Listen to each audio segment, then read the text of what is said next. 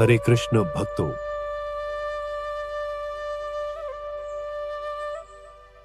प्रिय भक्तजनों, क्या हम अपने जीवन का सबसे बड़ा अवसर खो रहे हैं?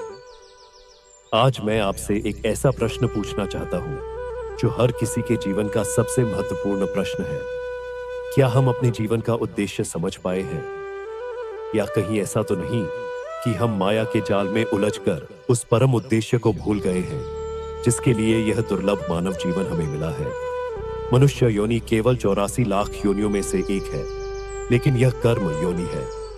इसका अर्थ है कि यही एकमात्र योनि है जिसमें हम अपने कर्मों के बल पर अपने भविष्य को सुधार सकते हैं। बाकी सभी योनियां, चाहे वे पशु हो, पक्षी हो, जलचर हो या यहां तक कि देवता हो, सिर्फ भोग योनि है। उनमें आपको कर्म करने का अवसर नहीं मिलता। आप केवल अपने पूर्व जन्मों के कर्मों का फल भोगते हैं। लेकिन सोचिए, क्या हम इस दुर्लभ अवसर का सही उपयोग कर रहे हैं?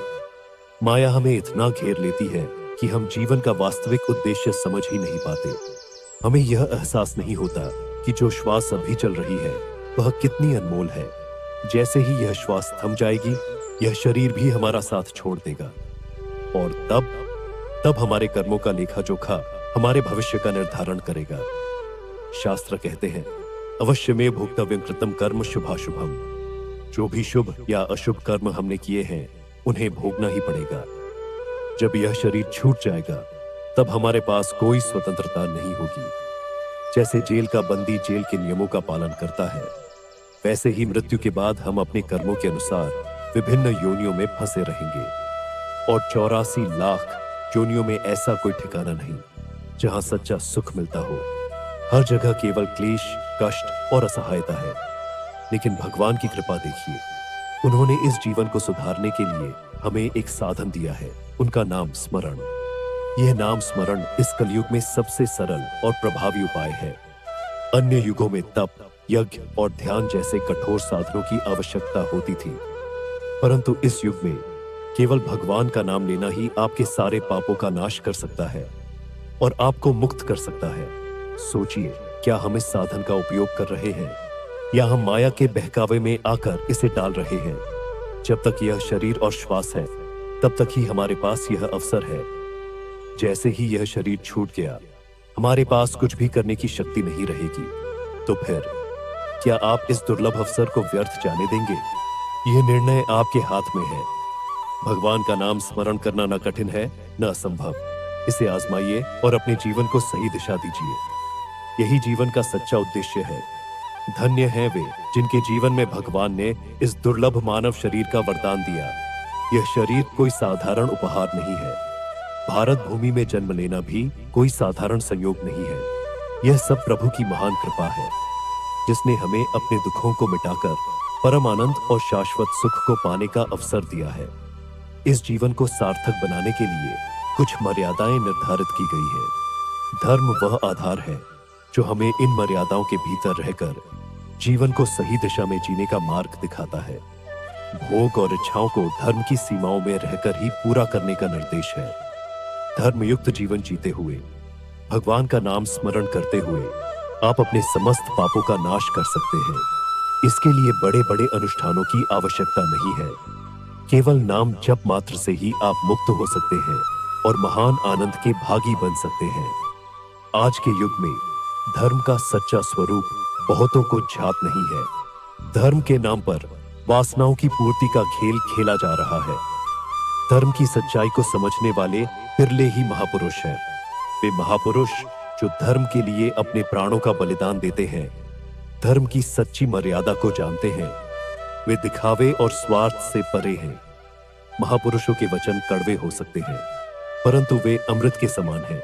ये वचन हमारी बुरी आदतों और दोषों को समाप्त करने के लिए है।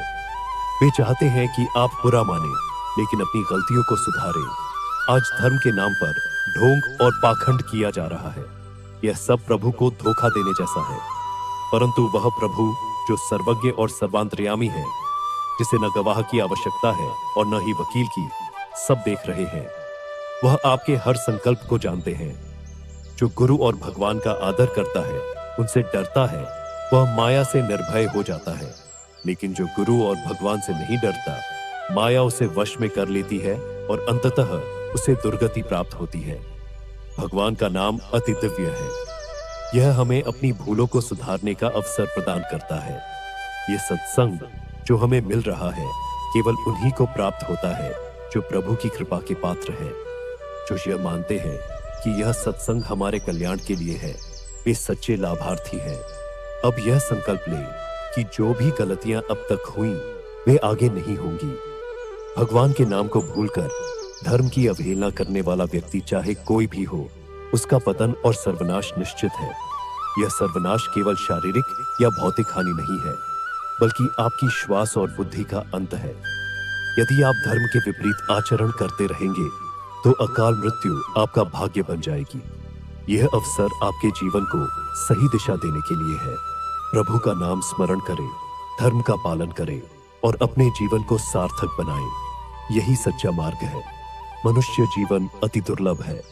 यह शरीर और यह अवसर परमात्मा की अनंत कृपा से प्राप्त हुआ है, लेकिन इस जीवन का मूल्य समझना हर किसी के वश की बात नहीं। श्वास श्वास में प्रभु की कृपा बसी है, पर हम इसे पहचान नहीं पा रहे।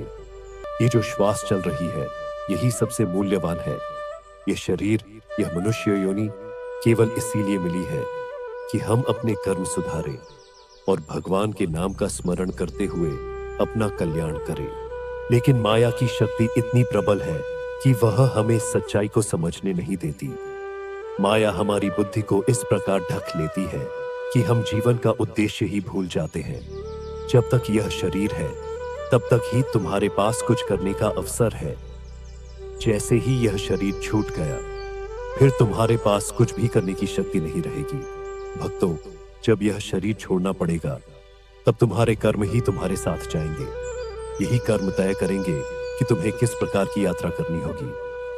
अवश्यम भवितव्यम कृतम कर्म शुभाशुभम, यह शास्त्र वचन है, जिसका अर्थ है कि जो भी शुभ अशुभ कर्म तुमने किए हैं उन्हें भोगना ही पड़ेगा। उस समय तुम्हारे पास कोई विकल्प नहीं होगा। जैसे एक अपराधी को जेल की सजा मिलती है और वह अपनी मर्जी से कुछ भी नहीं कर सकता, उसे जेल के नियमों का पालन करना पड़ता है। उसी प्रकार मृत्यु के बाद तुम्हारे कर्मों के अनुसार तुम्हें दंड या भोग के लिए भेजा जाएगा। भक्तजनों, 84 लाख योनियों का चक्र बहुत कठोर है।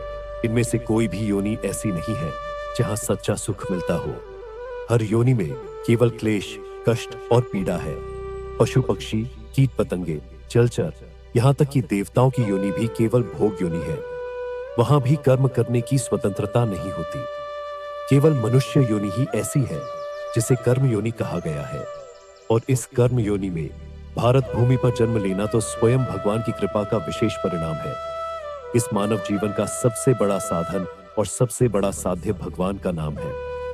विशेष रूप से इस कलयुग में जहां अन्य साधन अत्यंत कठिन हो गए हैं, भगवान का नाम ही सबसे सरल और प्रभावशाली उपाय है। अन्य युगों में जो साधन प्रचलित थे, जैसे त्रेता युग में यज्ञ, द्वापर युग में पूजा और तप, वे इस युग में संभव नहीं। आज के समय में योग साधना जैसे अष्टांग योग अत्यंत कठिन हो गया है। अष्टांग योग के अनुसार पद्मासन, सिद्धासन में बैठकर बिना हिले डुले 3 घंटे ध्यान लगाना चाहिए। लेकिन आज कितने लोग ऐसा कर सकते हैं? जो कर सकते हैं वे भी गिने चुने हैं। भक्तजनों, इस कलयुग में भगवान ने अपनी कृपा से केवल नाम स्मरण को ही मोक्ष का मार्ग बताया है। कलौ नाम केवल। इस युग में कोई भी बड़ी साधना, तपस्या या यज्ञ करना सरल नहीं है, लेकिन नाम स्मरण सबसे सरल और सबसे प्रभावी साधन है। जो भी व्यक्ति श्रद्धा और विश्वास से भगवान के नाम का जप करता है वह अपने जीवन को सार्थक बना सकता है। इसलिए यह अवसर खोना नहीं चाहिए।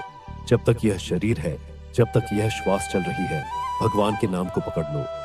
धर्म के मार्ग पर चलो और अपने जीवन को सफल बनाओ। माया का प्रभाव कितना भी प्रबल क्यों न हो, भगवान का नाम उसकी सभी बाधाओं को दूर कर सकता है। याद रखो, जो श्वास आज है वह हमेशा नहीं रहेगी।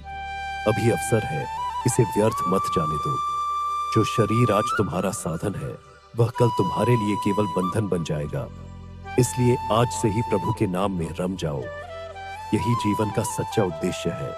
जय श्री राधे।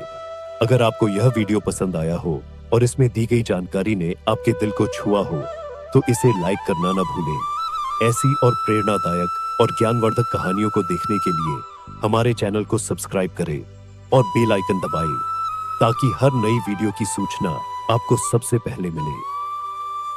आपके एक शेयर से यह कहानी और इसके संदेश लाखों लोगों तक पहुंच सकता है, तो इसे अपने दोस्तों और परिवार के साथ जरूर शेयर करें और अपने सुझाव और विचार हमें कमेंट सेक्शन में बताएं।